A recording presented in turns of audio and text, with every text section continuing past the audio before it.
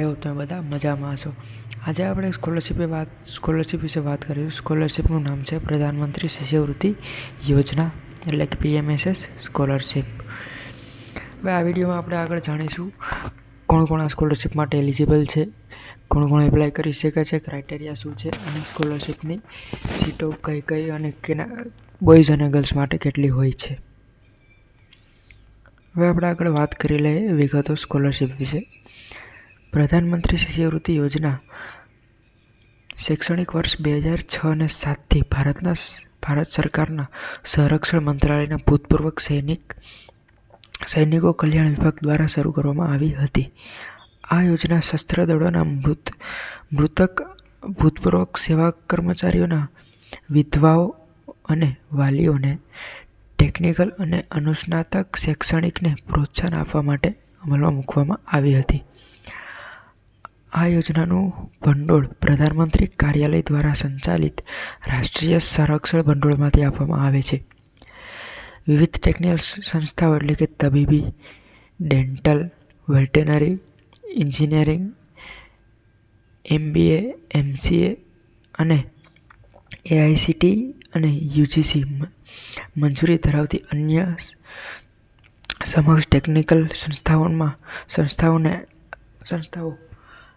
શૈક્ષણિક માટે શિષ્યવૃત્તિ ઉપલબ્ધ છે. આ યોજનાનું સંચાલન કેન્દ્રીય સૈનિક બોર્ડ એટલે કે KSB દ્વારા કરવામાં આવે છે. હવે આપણે આગળ જોઈએ આ શિષ્યવૃત્તિના ફાયદા. શિષ્યવૃત્તિની રકમ વાર્ષિક કેટલી મળવાપાત્ર હોય છે. આ સ્કોલરશિપ બોયઝ અને ગર્લ્સ બંને માટે અલગ અલગ હોય છે, એટલે કે બંનેને અલગ અલગ શિષ્યવૃત્તિની રકમ મળે છે. હવે આપણે છોકરાઓ માટે વાત કરી લઈએ તો 2500 એટલે કે 2500 રૂપિયા દર મહિને છોકરાઓને મળવાપાત્ર છે, અને છોકરીઓની વાત કરી લઈએ તો 3000 રૂપિયા તેને દર મહિને મળવાપાત્ર છે.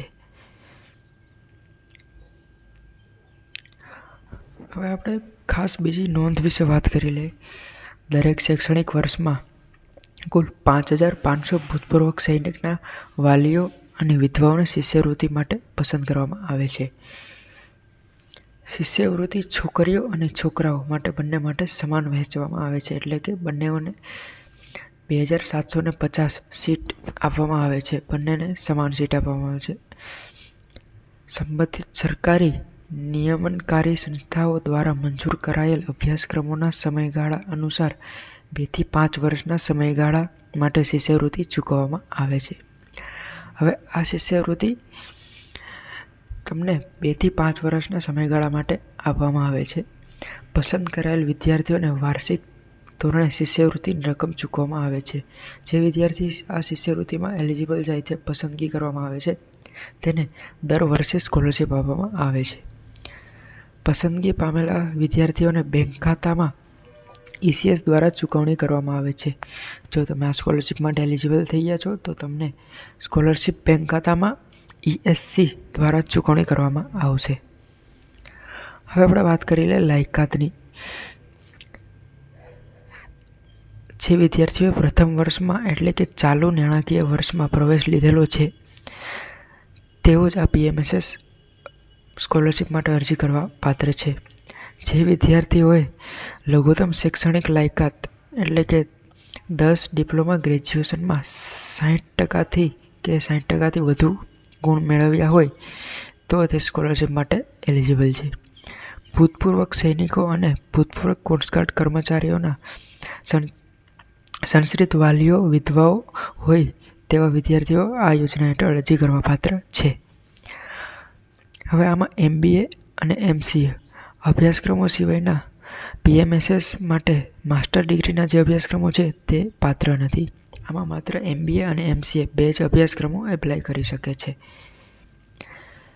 વિદ્યાર્થી ફક્ત એક જ કોર્સ માટે શિષ્યવૃત્તિ મેળવી શકે છે. ખાસ વિદ્યાર્થી મિત્રો નોંધ લેજો, જ્યારે તમે આ સ્કોલરશિપમાં એપ્લાય કરો છો તો તમે માત્ર એક જ અભ્યાસક્રમ માટે આમાં સ્કોલરશિપ મેળવી શકો છો. 2 કે 3 એકથી વધારે અભ્યાસક્રમ માટે તમે સ્કોલરશિપ મેળવી શકતા નથી.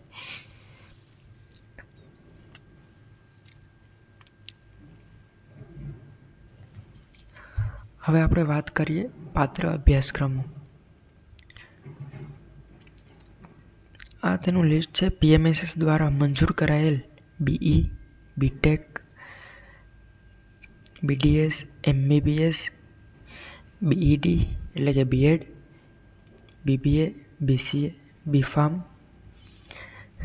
BA LLB વગેરે જેવા અભ્યાસક્રમોની સૂચિ અનુસાર સંકલિત ડિગ્રી અભ્યાસક્રમો સહિત પ્રથમ વ્યાવસાયિક ડિગ્રી અભ્યાસક્રમો જે સંબંધિત સરકારી નિયમનકારી સંસ્થાઓ જેમ કે all India council four technical education, national medical commission UGC વગેરે દ્વારા યોગ્ય રીતે માન્ય છે. થેન્ક્સ ફોર વોચિંગ વિદ્યાર્થી મિત્રો. જો તમને વિડીયો સારો લાગ્યો હોય તો લાઇક, શેર એન્ડ સબસ્ક્રાઈબ કરવાનું ભૂલશો નહીં. Thanks for watching.